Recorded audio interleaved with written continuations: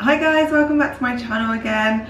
We're still in lockdown in the UK. I've still been baking up a lot of food, and if you follow me on Instagram or my blog, you might have seen that I've been making some gluten-free pasties this week. Now, following on from making my pastry recipe, which I'll link down below, I decided that being a Devon girl, I just had to try making pasties. Like, I can't believe I haven't actually put a pasty recipe on the blog yet. So I decided to have a go at making traditional Cornish pasties first. They turned out amazingly, and I definitely found out that putting lard in the pastry is a win. They tasted so good, and that recipe is now on the blog, so I'm going to show you how to make that today. But I also wanted to show you a couple of variations, so I'll also be showing you a cheese and onion pasty and also a steak and stilton pasty, because I love stilton, and apparently stilton sales in the UK have actually dropped really low since we've been in lockdown, and this makes me sad because I love stilton. So I went and bought a load, and I decided to make a gluten-free steak and stilton pasty for my lunch. So I'm going to show you a quick overview of how to make the pastry again if you haven't seen my last video, and then I'll show you my 3 filling options and how they look when they come out of the oven. So let's get baking.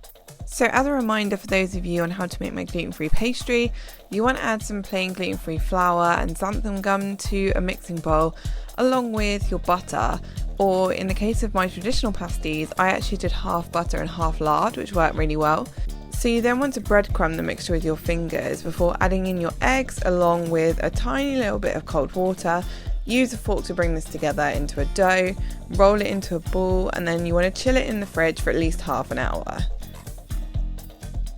Once it's chilled, lightly flour some baking paper, and then you want to roll out your pastry to about 4 to 5 ml thick.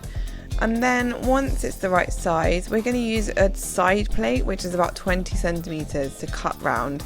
And this is going to give you the best shape for your pasty, and the recipe on my blog actually makes 4 pasties of this size. So take the plate off and then put a quarter of your filling down. For the traditional pasty, this will be potato, swede, onion and beef steak, which is traditionally beef skirt. And you can see here that I'm kind of putting it towards one side, but I'm leaving kind of about 1.5 inches, which I'm going to brush with egg, and this is going to help the pastry stick together. So once I've done that, using the paper to help you, fold your pastry in half, gently push back any filling that's popped out, and kind of press those 2 little sides down together before you're going to try crimping. Now, this takes a little bit of practice, but I'm definitely getting better at it. You kind of want to push the pastry in with your finger as you twist it, and it looks lovely and pretty like this.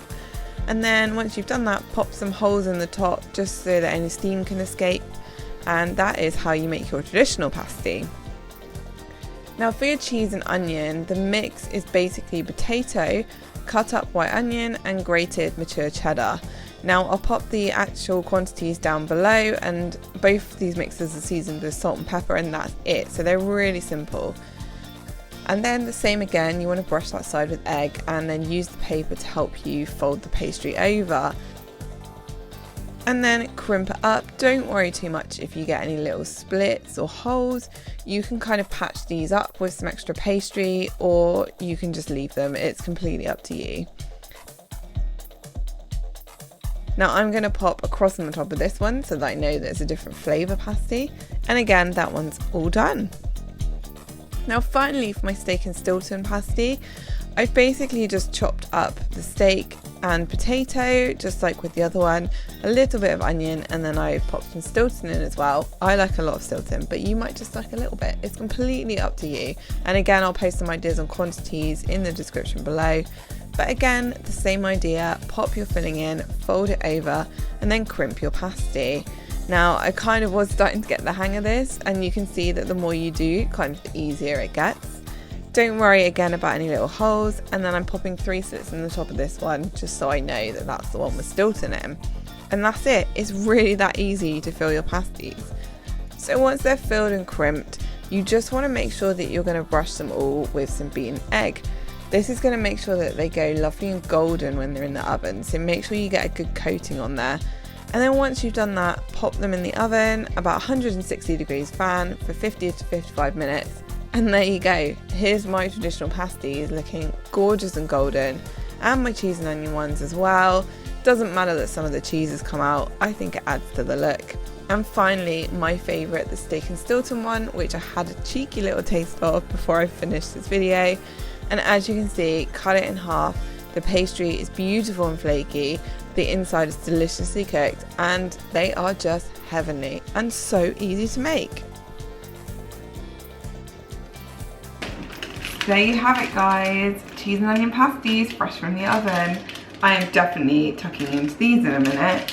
If you want the recipe for my cheese and onion pasties, head down to the description below for the filling, and also there's a link to my gluten-free Cornish pasty recipe where you'll find the full description for how to make the pastry and also the ingredients for the Cornish pasties.